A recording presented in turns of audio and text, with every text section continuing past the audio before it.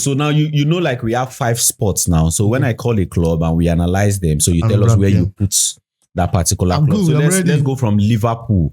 Liverpool have made a whole lot of transfers. Wait, calm down. Yeah. Why are you starting with Liverpool? Because that's what I have in my book. Okay. Yeah. So Liverpool, we have seen transfer like Florian Wirtz, Alexander Isak, Ugo Ekitike, Jeremy Frimpong, Milos Kekes, Mamashvili, the goalkeeper. Yeah. So how do you see this transfer and how has it affected? This is like the first time Liverpool are doing this, massive signing, and it's because, of course, they sold a lot of players too. So a lot of players were going. They were replacing these exact numbers of players they sold. Okay. Yeah. Okay. For this signing, I think this is a very, very good signing, and I am not talking out because I'm a Liverpool fan. I'm just talking as a football lover. Yeah. Yes, I think this is a very, very good signing, and the fact that they replaced each position with the, there was one thing the coach said. I was watching the coach. He said that as Liverpool, the tradition is this: they try as much as possible to. They always have their eyes on a particular target. Okay. Like, of course, there's always a plan B, plan C, but they make sure they go for that target. They don't like to get into a battle with any other club. Understand? They will have discussed with the player, and if their eyes is set, they don't like to miss target, just like the way they pursue Isak. So for this Liverpool, I think I'll be rating them. I think it's like number one. The fact that they did the replacement was planned, and they achieved all their goals. Just one, they did achieve one. Yeah. But at least if out of 10 you did 9, you understand? Just the one cannot take away the 9. So I think I'll rate them number one. Number one, yeah. So for me, the Liverpool transfer is the best in my opinion. Yeah, because they strengthened from the goalkeeper Mamashvili to the defense, Milos Kekes and Frimpong, Florian Wirtz, another different kind of profile that we have not seen in Liverpool club for a very long time, and Ugo Ekitike and Isak up front.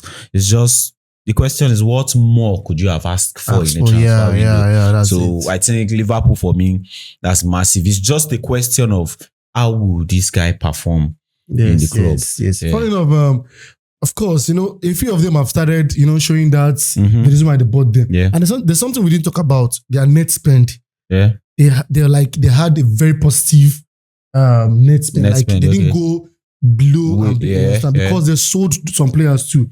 So it was a balanced book. Yes, balanced transaction. So I think they're good. Yeah, that's great. I think we have to put all those things into consideration now if we are ranking them.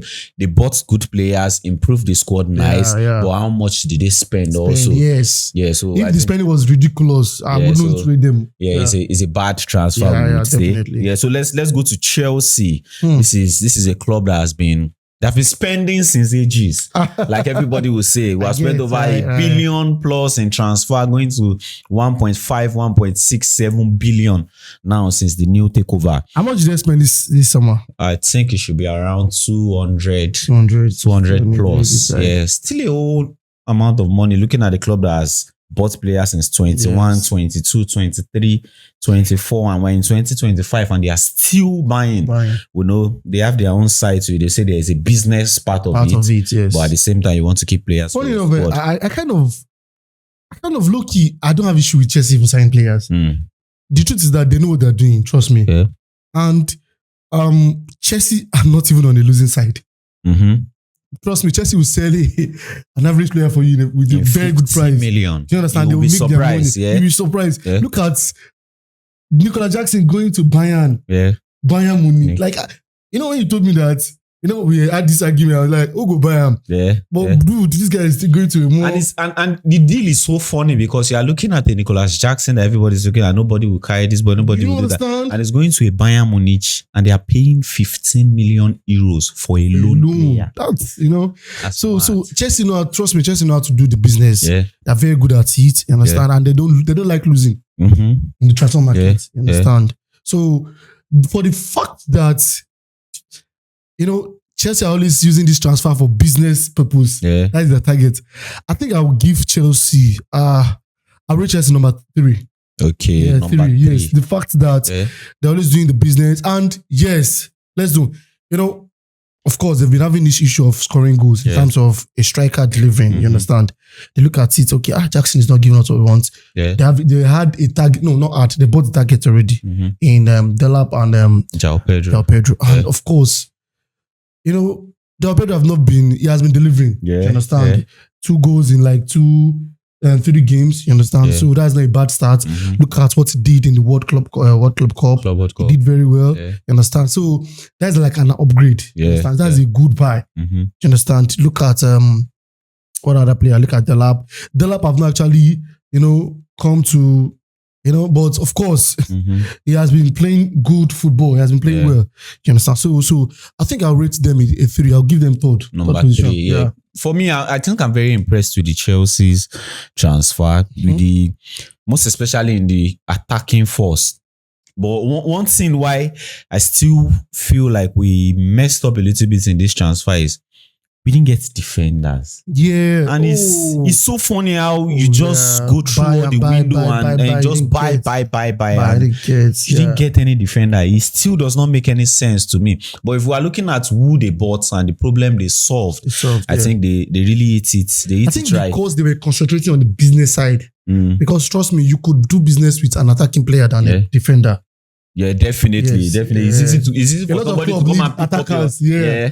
So you could do business with an attacking player than a defender. And another issue why I still try to be a little bit I still try to understand from their viewpoints is you're looking at the Chelsea's defense and the people that they are there now. There are a whole lot of people there, but these are unavailable players. You're looking at Badiashile, you're looking at Disasi, you're looking at Fofana. And I'm like, these are people, these are people that are there. I'm even talking about the defense. These are people that are there, but they are not available. But still yet, they are there. You cannot just be buying and be keeping on them when you are not selling the ones that I think what Chelsea just need to do is they need to, I know you guys are trying to do business, but come look at the club too. Like, dude, we have a lot of players. A whole lot. We need to balance this thing. Yeah. Do you understand? We need to balance this thing. We need to stop buying. Chelsea, just like to something, if they see a prospect, like, this guy has value. Yeah. They want to take the guy because they know they will make money with that guy. Yeah. You understand? So, honestly, I don't really blame them on that part because we say when you have a vision, you know where you are going to. All things that you should be doing is something that leads you to where you're going to. Yes. These people came out and they are like, they want to have a squad that can play for an extended period of time. And at the same time, they want to have a club that can run on its own. Because you're looking at an Abramovich Chelsea is a club that is depending on its owner to give money to them to run the club. They are winning, they're having success, but they are borrowing money from Abramovich, like himself. So he's standing apart from his business, he's borrowing money to this club. So these new guys are coming out like, we don't want to run this business like that. Sustain itself. Let this business sustain itself. So the question is, how can this business sustain itself? So they are coming up with buy talent, train this talent, or give these underdogs, give them platform and sell them at good amount of money. So you see Chelsea buying Moriera and Dre Santos, pushing them to Strasbourg. No. 1 year, 2 years. You guys know how to do business. Chelsea are very 1 year, 2 years, you're selling them for 20, 30 million. You're making 9 million here, making 15 million there. Like the club is bringing in money itself. Did you see how much Liverpool sold all their youngsters? Yeah, now I was very 35 million. I'm like, hey, the guy never had 20 starts for Liverpool. 20. It was even Konsa. 30 million Konsa.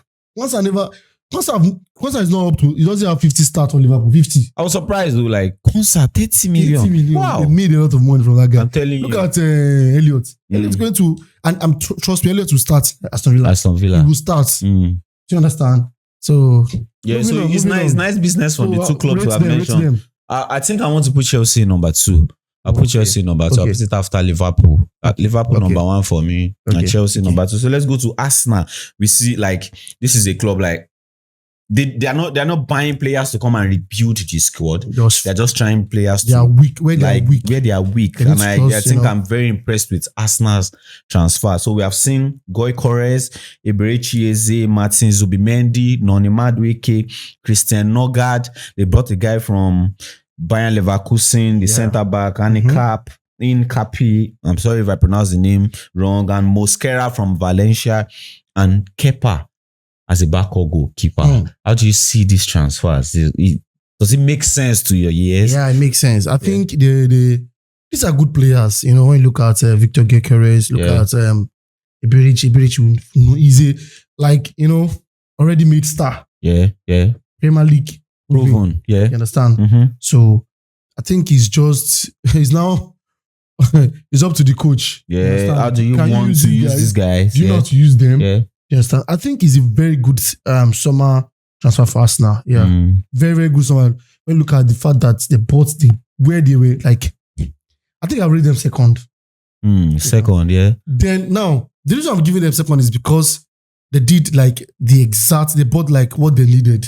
Yeah. You know, there's something that some Premier League clubs used to buy like they do off buy. Yeah. They'll just buy players because they want to buy players. Yeah.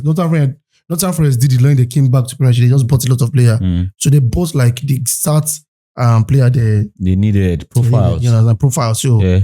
I feel like, you know, that's like, you know, I'm going to rate them second.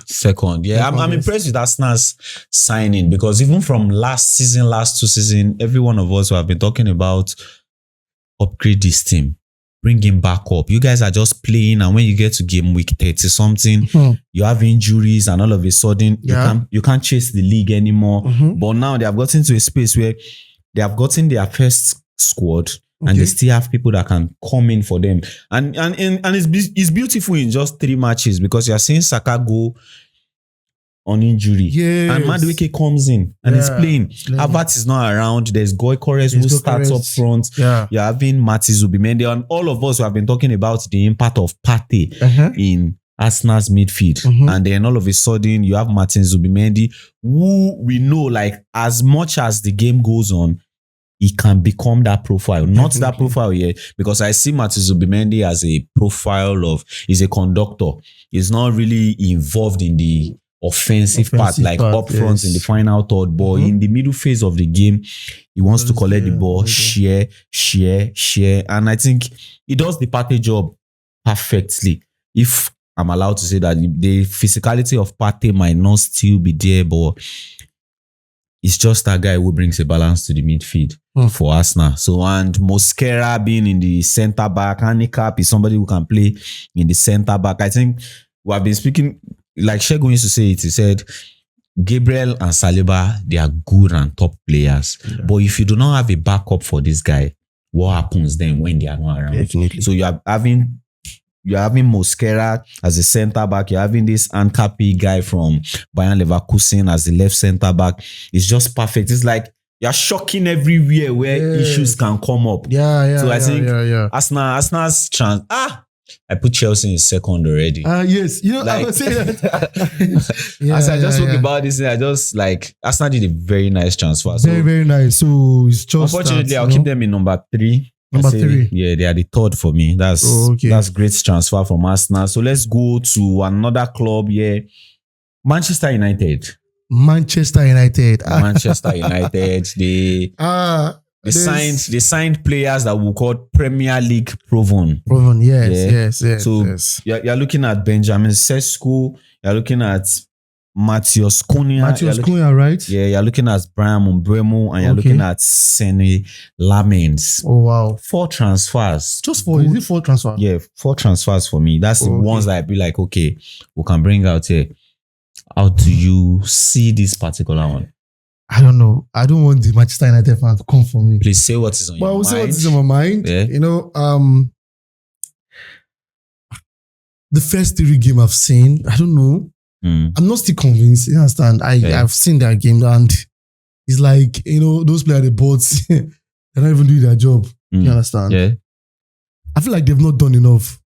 You get? I feel like they should have offloaded some players. Yeah. They tried their best. They offloaded those bone in the neck. That's not bone. It's just that because they have issue with those players, they're offloading. There are bones in the neck. They are not. It's because they have issue with them. Okay. You understand? That's why they're offloading them. Trust me.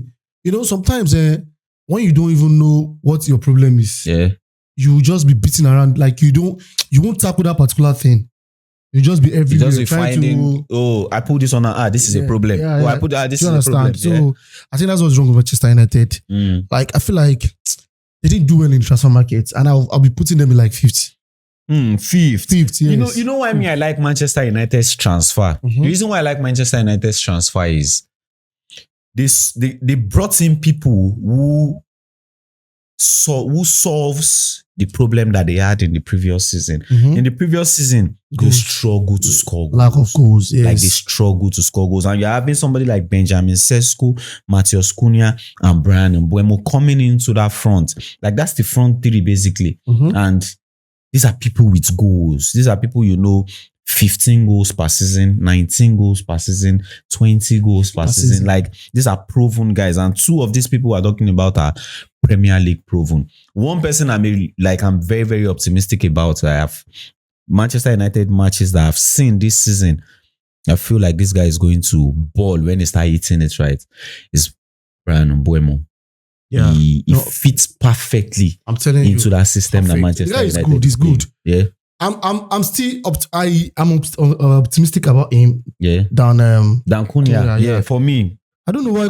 I don't know what's wrong with Cunha. All of a sudden, he just stopped playing, and like if you look at when they played Arsenal, dude, all his shots, he was just passing to the keeper. He will create chance for himself, shoot, shoot, no get power. Yeah, but sometimes he tries it. It's technical and he's hitting the bar. This guy. I hope he picks the form that we are expecting him to pick. Yeah. Or with Mbeumo, even without scoring goals, you just see like when these guys start scoring goals, there are going to be a lot of problem. Yeah, so it's nice for me. What do you say about Benjamin Sesko? Me, I'm not convinced about that guy. Probably because they're not feeding him yet. Because probably the creative side of the midfield are not, giving the final. Yeah. Yes, I don't know. I'm not, because he has not started. Has he started a full match? I don't think so. I don't know. Did he start the Burnley's match? This is the reason why I'm rating them 5, because probably I've not seen much from their new signings. Yeah. I know, but we Manchester United, if they can get all they need to get right with this class of player that they sign, now we don't need to talk about how shitty Man U has been. We just need to talk about these people that they bring in. How do they upgrade this squad? So I think I'll keep them in number 5. How many teams do you have there? Is it up to 6, 5 or 6? Yes, there's still close to like 3-4 teams there. Ooh. Yeah, so I'll keep them in number 4. I'll put them in number 6, I beg. I'll put them in number 6. That's what 6. Number 6. I'll put them in number 6 because I still have 2 teams who I feel like they did a whole lot. Yeah. Number 6. So I'll keep them in number 6. So let's go into the next one. Tottenham Hotspur.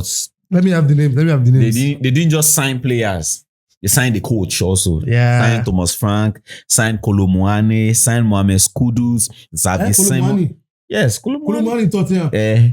No, are you serious? Yes, now Kolo Muani joined Tottenham in the final day of the transfer. Ooh. Yes, now. Xavi Simons, Paulina.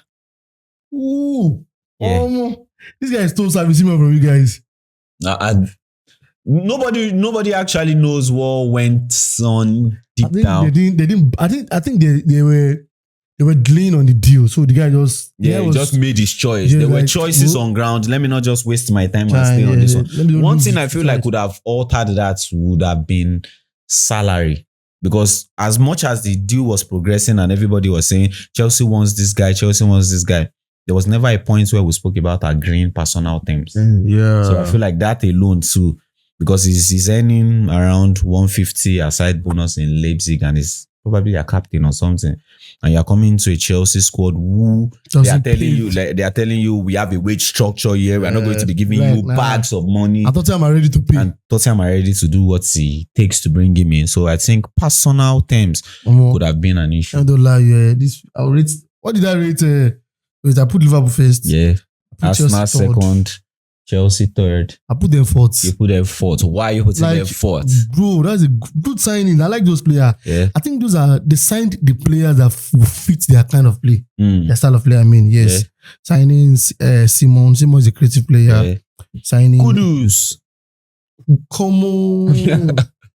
Come on. That guy should be the buyer. He should be the buyer of the transfer. Yeah. Kudus is good. Man. We need the men together. Oh boy. Kudus is something else. I'll rate them 4, Joe. You give them number 4. I think I like when what's his name? When Thomas Frank went to Tottenham, we're like, yeah, this is a good signing for Tottenham in the coach, Thomas Frank. But we were asking the question, we spoke about it on the podcast, like, will he get those characters that he used in Brentford in these Tottenham players? Well, I like the coach. But you look at the kind of players that he's bringing in. These are guys that want to play football. Just after they've won the Europa League. You know, they want to play football. You have Mohamed Kudus. His attacking duty is superb. His defensive duty is superb. You're having Sammy Simons. He's a presser. He's a good user of the ball. He's a carrier of the ball. He dribbles. Like, he can play. And you look at these two, most especially these two profile, Mohamed Kudus and Xavi Simons. These are people that can play everywhere in the attacking. I think the reason why they even bought another creative midfielder was because Madison is not always fit. He's not always fit. Yeah. I can't have this kind of player in my team. I can't. I'm not. I'm sorry. Yeah. You have to go. He's a good guy, but injury does him bad. He's not always fit. Injury doesn't bad. Only Johnson can do the work. Yeah, Johnson. Yeah. So with even Xavi Simons, you have plenty of options. You can play him as attacking midfielder. You can play him as a left winger. You can play him as a central midfielder. Sorry for cutting short. Do you know their Champions League squad? They drop Martin Sels. No Sels. That Martin guy. They bought from Bayern. Yeah. They dropped him. Matthias Tel, yes. Yeah. They didn't include him in the squad list. Why? So no, their squad is big. They don't want what happened to them last season to happen to them. They're short of players. They have heavy injuries left and right. Yeah. You know, and the fact that Romero is not very fit. You understand? He's not very, very fit. I don't like to use that word very fit for Romero. Because it tends to, like, in the beginning of the season, you think he's very fit. And all of a sudden you just boom. So I'm rating them 4. What are you rating them? 4. I think I put them in number 5. I put them in number 5. Okay. With the signing of Kolo Muani, and somebody we are not even talking so much about is Paulinho. Yeah. Coming from Bayern Munich, he won the player of the week in the match week 2. Is this guy when he was playing in Fulham, he intercepts, he's everywhere. If you watch that guy eat map, you think saying water. He's everywhere. Stopping passes here, stopping passes there. They will bank. That team will bank. They'll bank. Big time. But we'll give them a little bit of time. Let's not put so much pressure on them. And let's go into the next one. Manchester City. I know you have a whole lot to say about Man City. But promise, I can't say a lot. One dedicate this Manchester City. So what do you have to say about Man City's transfer? They did their transfer very early. Yeah. Aside the Donnarumma and Trafford, they did their transfer very early. And one surprising thing is they got 3 keepers. You know the one I was so surprised about is that Trafford thing. Yeah. Trafford keeping for Man City. I feel like Trafford is a very good goalkeeper. Yeah, he tried. He's a good goalkeeper, but the experience. It just needs time. And I think Guardiola is willing to give him that time. Yes. Yeah, he's willing to that into. So yeah. So what do you think about the transfer? 3 goalkeepers. That's the most surprising thing. Donnarumma, Bettinelli of Chelsea, and Trafford. Donnarumma will take over as first choice. I'm very, very sure. Yeah, everybody's. I think they had a pretty good transfer too. But the problem is this, I think they've not gelled. So it will be too early to judge that team. You understand? I think they are building a new squad. Yes. They're trying. And I think that they are in trying to build a new squad. They're trying to get, similar player with the. I didn't get it. You look at somebody like all of us who have been talking about bringing in somebody that can fill in De Bruyne's shoe. But bringing in Tijani Reinders is a different profile entirely. You can't. To De Bruyne. No, it will be difficult. But the point is, sometimes I used to have this saying in my own personal life, like sometimes when you lose something that is so valuable to you, sometimes don't go back and look for something to replace it because you might never find. Liverpool did that. Just find a new one. I did that mistake with Steven Gerrard and Modus Alonso. Yeah, trying to find a replacement for them. There's something about in football. Okay, like let me use for instance now. Look at when Liverpool played Newcastle. Now, when Liverpool playing 2-2. Yeah. The fact that, of course, you guys came from 2 goals down to equalize Liverpool. There's this fear factor, like, this guy Liverpool, they still did dangerous. Yeah. Forget they will score 2 goals. People no longer fear Man City. Do you understand? Yeah. He's not there again. Yeah. Look at what Brighton did to them. Brighton came back. The same thing Brighton did to them last year, they did it again. This is Similar time when they scored those goals. That's when they score again. That's when they scored again. Similar time, 9 minutes goal, they won the game. So that fear factor is no longer there. Yeah. I'd be like, no, Man City no good again. If we beat them, Yeah. KDB don't go. All those that play don't go. Yeah. Let's go and beat them. Do you understand? Yeah. So they lost that fear factor. Before they can gain that, they need to start beating people, like flog people very well. Say, Man City is back. Do you understand? Yeah. If you don't have fear for people, that's how you see that sometimes. I know Chelsea started to come back, but Chelsea hasn't gotten the fear factor yet. Trust me, the moment Chelsea have that fear factor, even if you guys are playing bad, you win game. You win game, yeah. Do you understand? Yeah. So that's it. I'm giving them. We're talking about this thing off camera, and my own viewpoint of the current Man City is, we'll give them time. This is a team that has, if I use the word dominated, I'm not wrong, for around 7 years. For about 7 years, they have been in number 1 and number 2, won the Premier League around 5 times in this period. They have been superb in all of this era. So they need the break. Lost players, but what they are doing, I feel like this point is rebuild this team and come back again. But we are not going to see rebuild in 3 months. And there's still another factor to it is Man City always, they tend not to play ball very early. When it gets to January, then we see a very different even if they don't play ball early, it's been long they've lost 2 games like this in 3. They don't do that. The opening match. They will win. Yeah, but it's going to be struggling. They will struggle. But then they will, bro, let me tell you, I watch these guys play. I am not actually, I'm not convinced at all. Yeah. I am not. And it scares me. You understand? So I give them the benefit of Guardiola. That's one thing. I know everybody will try to be optimistic, will try to be realistic, but I give them the benefit of Guardiola is Guardiola. It's not a guy that can just zoom out of the whole way. But if it does not work right, let him just get out of the club. But it's going to be a very delicate thing to do because you have built the club around this particular personnel. Definitely. Uprooting him is going to be a problem in general. But for the transfer, where do you rank them? 5th. Yeah. Where do I put Guardiola? I put Guardiola in 4th because I have Tottenham in 5th for me. Okay. Yeah. So is there any other team left? Let's look at one other team before we go. Let's look at Newcastle. Yeah, Newcastle. Newcastle is me. I don't used to rate Newcastle. I feel like they want to be among the big boys, but they're not here there. They don't even have style of play. No, they play this kind of like gang. Yeah. I'll be aggressive. Very intense kind of football. They are presser. They are very aggressive. Physical. They are too physical. Yeah. It's working for them. They won that was what they used to beat you guys in the final. Okay, calm down. Is this you are talking about? Calm down, relax. We're just speaking about the style of play. Yeah. So what you see about this transfer? They brought in Johan Wissa after losing Alexander Isak, and they brought in Nick Watermaid, Anthony Elanga, Jacob Ramsey, Aaron Ramsdale, and Malik Twai. Ramsdale is in Newcastle. Yeah. Ramsdale. As a backup goalkeeper. Oh, wow. I gotta get close easily. You get close easily. Yeah. Ramsdale is, how will I put Ramsdale? Ramsdale is this kind of guy, like, as good as he is, that's how bad he is. Yes. I don't know. I think I will just rank them last. No, I put mine in 6th. 6th, yeah. There's a place I still missing. You have your Liverpool in number 1. Okay, this is the 7th club. Arsenal in number 2. Yeah, no, there will be 7. There will be 7, okay. Because a lot of guys rejected them. Yeah. I feel like most of those are just panic buy.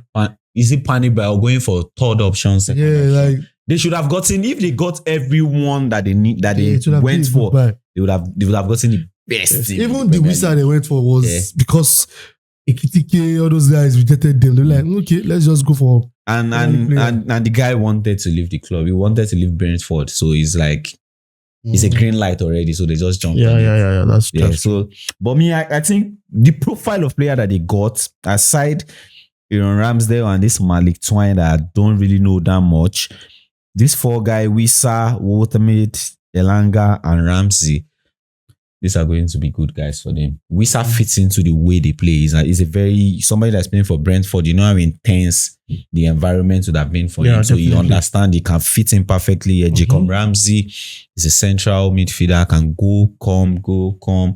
And Anthony Elanga, perfect fit. He should have been, even in Nottingham Forest, he should have been wearing a Newcastle shirt because it's perfect fit for them. And this ultimate guy is around the Isak profile, but not the Isak level. So I think they bought who they believe they need. And with Eddie Howe still being the coach, they can pull things off. Right. Yeah. So I'm rating them last, I beg. Yeah, they are going to stay in the number 7, I believe. Yeah, so that's which club do you think should have done some transfer but didn't really do transfers? Aston Villa, I don't know what happened to them. They went very quiet, and the thing is affecting them. They went very quiet in the transfer markets. Yeah. And this starting this season, they've not really impressed me. They've not impressed. I'm disappointed. No. I was so disappointed. I watched their game against Crystal Palace. Yeah. Bro. I'm not sure they've won anyone out. No, they've not. They drew 1, they lost 2. Oh. It should be open because they got Lindelof, they got Xavi Elliott, they got Jadon Sancho. Yeah, free transfer. Why am I missing this last? Everything happened in the last day. Last day. I know of the Xavi Elliott team. Yeah. You understand? And Jadon Sancho. Lindelof left Man last. It's free transfer. I think Sancho will ball for them. That is kind of, he like those kind of play. He like those kind of, Yeah. But for them. And Emery has the track record of developing players. Yeah, so when you come into his squad, because of the mentality, the way he plays, you will want to play for him. Yeah, so Aston Villa. Who is it for me? I think I was looking at Brighton, but I was looking at what's it called? Nottingham Forest. But they're not doing bad though. They are not doing bad, but you know what happened to them last season? They had a very good run. Then it got to one point. They just started regressing. They can't keep up. They don't. Now, that's what I'm saying. That they don't have the fear factor. Nobody fears it because it was just a fluke for them. That season. Yes, I'm telling you. Though, of course, let me don't take away their hard work. Yes, let me don't take it away. Just but they can't keep up. You understand? With that run, they can't. You understand? At the point they were tired, they let it get to them. They are trying to maintain the same level. You can't maintain it. You are not master. You are not. More reason why I'm feeling a little bit disappointed why they didn't get players because these players now have showed you that we can touch this particular level. They didn't even get. They are still relying on they got a little bit of Douglas Luiz, James McCarthy, Dan Ndoye, Hodgson, Zinchenko. But you're looking at all of these players. I don't see one who starts that team. Given Douglas Luiz. Yeah, Adonis is a good player. Starts. They have Anderson. They have what's his name? They have Anderson. They have Gibbs White. Douglas Luiz is a good player. He has experience. Probably, let's say just Douglas Luiz, but the others, it's not like they got players who improve. The coach now to. Yeah, but one other player started, Ndoye. He has been starting on the right wing, Ndoye, and he has been good for them. 1 goal, 1 assist for the guy already. So it's nice having you guys join us from the beginning to the end, ranking our best transfers for the Premier League club. So please, guys, please like, share and subscribe to this channel and let us know which of these Premier League teams do you think had the best transfer and which of these teams do you think should have done better in their transfers. So till we see you some other time, this is brought to you by Vertical Football. Namaste.